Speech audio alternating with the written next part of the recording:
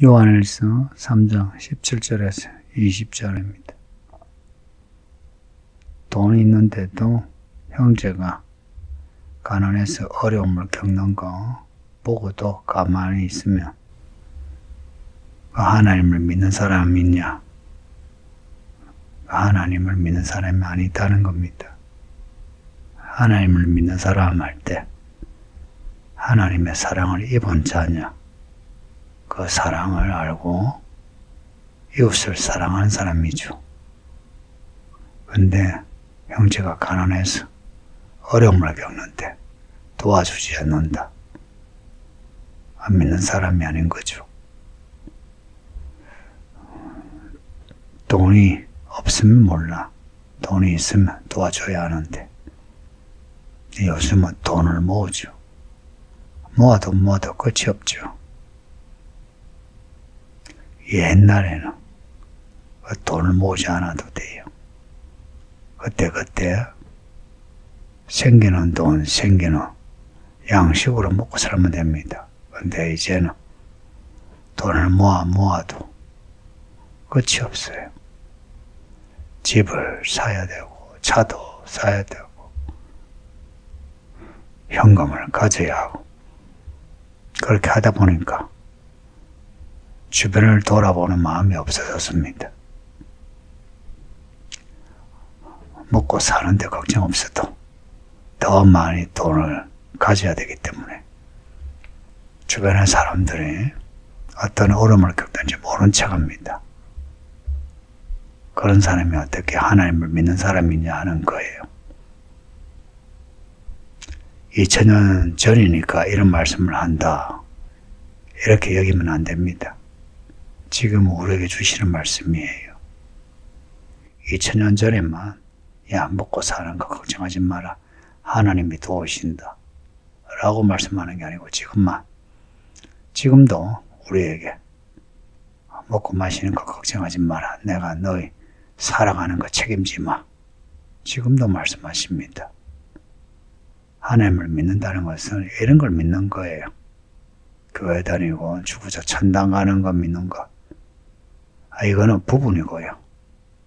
믿음의 실상은 이렇게 생활할 때의 그 증거와 실상이 나타나는 겁니다. 말과 해로움만 사랑한다 하지 않고 행함과 진실함 믿습니다. 이 두 단어 기억하세요. 행함과 진실함. 행함은 있는데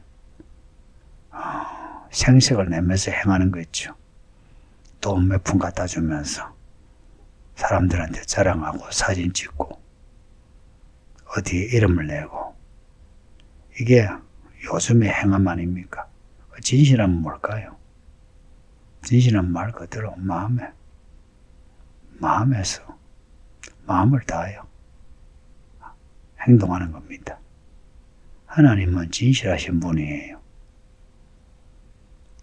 그 하나님을 믿는데 우리가 사람들에게 생색을 내고 그것으로 자기 위안을 삼고 그렇게 한다면 진실함이 아니라 가장하는 거죠. 가면을 쓰고 나 착하네 잘났네 하는 거죠. 그런 사람은 진리에 속하지 않죠. 진리는 항상 행함과 진실함을 가지고 있습니다. 진리신 예수님이 육신이 되신 거 아시죠? 육신이 되셔서 말씀에 순종하여 십자가에 못 박혀 죽으신 거 아시죠? 진리는 그런 행동과 그리고 진실함을 가지고 있습니다. 흔히 말하는 진리는 좀 추상적이고 관념적이죠. 그래서 진리에 이야기하면 사람들이 좀 모호하게 여기는데 성경의 진리는 그렇지 않아요. 말씀이 육신이 돼 우리 가운데 계시오. 우리를 위하여 십자가 못 박혀 죽으시고 우리를 구원하셨다. 그 진리를 가진 사람은 또한 그 진리의 예수님을 따라갑니다. 똑같이 사람을 대할 때에 행함과 진실함으로 대해요. 때로는 돈을 쓰고 때로는 자존심 상하면서 때로는 목숨을 걸고라도 행함과 진실함을 지켜요. 그렇게 할 때에 우리가 참 하나님을 믿는 사람이구나. 내가 하나님 안에 살구나. 내 안에 하나님이 살구나 하고 마음을 확인하죠. 이런 확인을 할 때 기분 좋죠. 참 내가 그래도 예수 믿어서 나 이런 변화가 있구나. 감사하잖아요. 그러니까 우리가 진리에 속한 줄 알려면 이 말씀대로 행동하는 겁니다.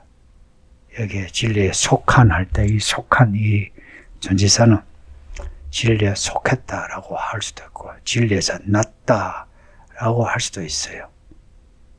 그의 진리의 말씀이 우리의 행동에 동기가 되어야 되는 겁니다.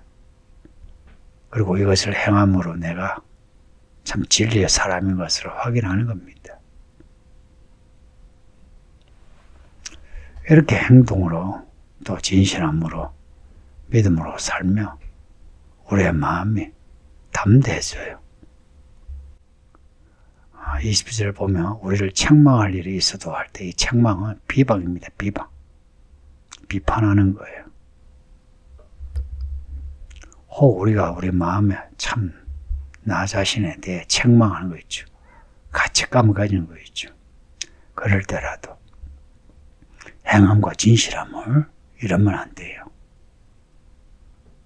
하나님은 우리 마음보다 크시고 모든 것을 아시기 때문에 우리가 우리 자신을 책망하고 가책감으로 좀 우울해질지라도 이럴 때라도 우리는 행함과 진실함으로 진리에 속한 것을 확인해 나가야 합니다.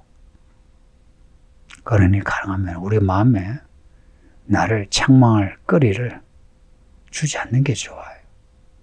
그러려면 행함과 진실함이 항상 있어야 합니다. 행함이 필요할 때 행하지 않았을 때 마음이 어떻던가요? 또 행하고 난 뒤에 자기 자랑하고 생색을 하니까 그 뒤에 마음이 어떻던가요? 조금 민망하죠. 그러지 말라는 겁니다. 항상 우리는 예수님이 걸어하셨던 것처럼 아버지 하나님의 말씀에 행함을 가지는 겁니다. 말씀에 따라 행한다. 그러니까 말씀을 순종하는 거예요. 그렇게 해서 우리가 순종하면 마음이 담대해져요. 내가 진리에 속한 줄 알게 되고 하나님이 내 안에 하나님이 거한 줄 알게 되고 감사하게 되고 기뻐하게 되고 용기가 나요. 그럴 때 우리는 하나님 앞에 나아가서 아버지 도와주세요. 도움을 청하죠. 우리가 주일에 읽었던 말씀처럼 어린 양이신 예수님에게는 부와 능력과 지혜, 영광, 존귀 우리에게 필요한 거 다 있거든요. 그 예수님에게 나아가 구하는 겁니다. 예수님 도와주세요. 한번 해보실래요? 예수님 도와주세요. 구원해 주세요. 함께 해주세요. 이루어 주세요. 무엇이든지 구하는 바를 그에게서 받을 수 있답니다. 그에게서 받나니 받지 못하는 게 없다는 거예요. 무엇이든지 구하면 주신답니다. 이 말씀은 믿어지나요? 우리가 행함과 진실함으로 살 때에 무엇이든지 구하면 주신답니다. 행함과 진실함으로 우리가 돈을 손해보고 이 몸이 축나고 내 자존심이 상하고 할 때에 예수님 도와주세요. 돈을 타주세요. 내 몸 고쳐주세요. 사람들의 나를 똑바로 볼 수 있게 해주세요. 오해하지 않게 해주세요. 그렇게 구한다면 그 필요한 것을 다 주신다는 겁니다. 성도님들, 우리가 해야 할 일은 하나님의 말씀을 행하는 겁니다. 22절에 나오는 계명은 명령이란 단어입니다. 명령. 말씀이요, 말씀. 우리에게 주신 말씀은 우리가 지키고 행하고 하나님 앞에서 기뻐하시는 것을 행하는 겁니다. 하나님이 기뻐하시는 것을 행하는 겁니다. 무엇을 기뻐하실까? 복잡하게 생각하지 마세요. 하나님의 말씀대로 사는 것을 기뻐합니다. 이 말씀은 하나님의 행함과 진실함이 들어있어요. 그래서 우리가 말씀대로 행할 때 하나님이 행하시고 하나님의 진실함만이 아니라 성실함까지 우리에게 나타내십니다. 그럴 때 얼마나 기분이 좋은지 압니까? 감동이 있고요. 감사가 있고 보이지 않는 그 하나님이 나와 함께 하시면서 나에게 행하시는 나에게 진실하신 그 하나님을 알게 되면 마음이 너무 좋습니다. 성도님들, 우리 이 땅 살 때에 이 믿음이 모호하지 않도록 미지근하지 않도록 행하세요. 그 행하는 행동 중에 한 예로 가장 중요한 예로 돈 가지고 가난한 사람 돕는 겁니다. 재산을 털어가지고 도와란 건 아니에요. 누군가 어려우면 도와주는 겁니다. 누군가가 어려우면 도와주는 겁니다. 여러분의 그 목장의 성도, 교회의 성도, 직장의 동료들 어려운 형편을 모른 척 하지 마세요. 마음을 다하여 또 할 수 있는 형편을 다하여 도와줍시다. 그렇게 해서 이 교회도 진짜 하나가 되는 교회가 되고 천국이 이루어져 예수님 오실 때 우리 모두 다 구원받을 수 있기를 예수 이름으로 축복합니다. 아버지 하나님 감사합니다. 요한일서 말씀을 이렇게 하시는 감사합니다. 우리는 이 말씀을 받아들여 행함과 진실함으로 살게 하소서. 그동안 그렇게 하지 못했던 것 용서하소서.